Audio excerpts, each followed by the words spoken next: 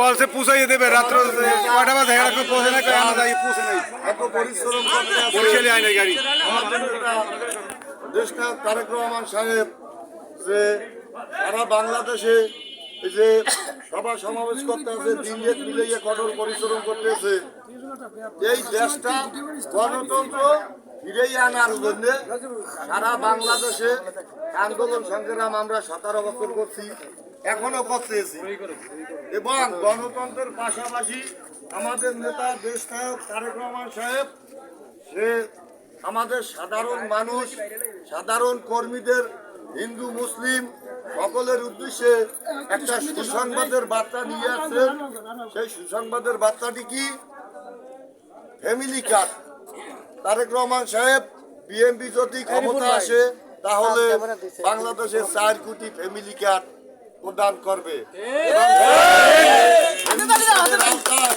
আমরা যারা গ্রামগঞ্জে সাধারণ মানুষ আছি এরকমের কিছু মনে করিয়েন না। অনেকের ধারণা যে ফ্যামিলি কার্ড যদি দেয় তো বিএনপি নেতাকর্মীরা এই ব্যবসা করে খাইয়ে লাগবে। ইনশাল্লাহ চিন্তার কোনো কারণ নাই। প্রতিটা পরিবারে 4টা 5টা 3টা ভোটার আছে। তার 3টা 4টা 5টা ভোটার থাকলে আবার যে 4টা করে ভোট থাকলেও 4 16 কোটি পরিবারের আন্ডারে 4 কোটি ফ্যামিলি কার্ড পাবে। তার 16 কোটি মানুষের আওতায় যদি 4 কোটি ফ্যামিলি কার্ড পরে আমনে আমি হিন্দু মুসলমান খ্রিস্টান বৌদ্ধ কেউ ইনশাল্লাহ বাদ যাবো না, ফ্যামিলি কার্ডের আওতায় থাকবো ইনশাল্লাহ। এবং আরো একটা ঘোষণা দিয়েছে কৃষি কার্ড।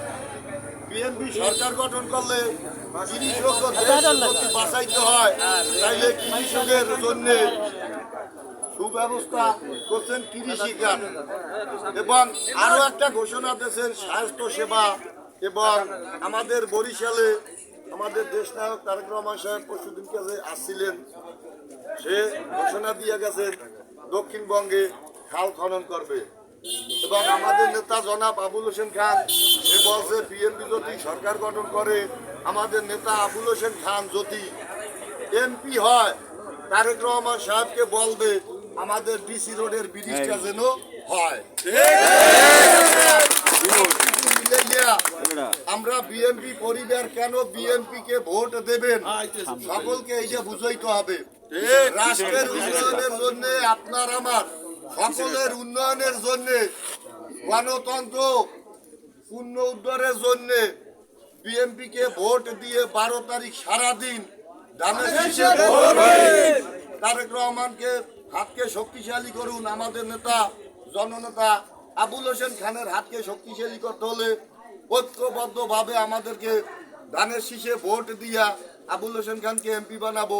দেশ নায়ক তারেক রহমানকে প্রধানমন্ত্রী হিসাবে দেখতে চাই ইনশাল্লাহ। বিসমিল্লাহির রহমানির রহিম।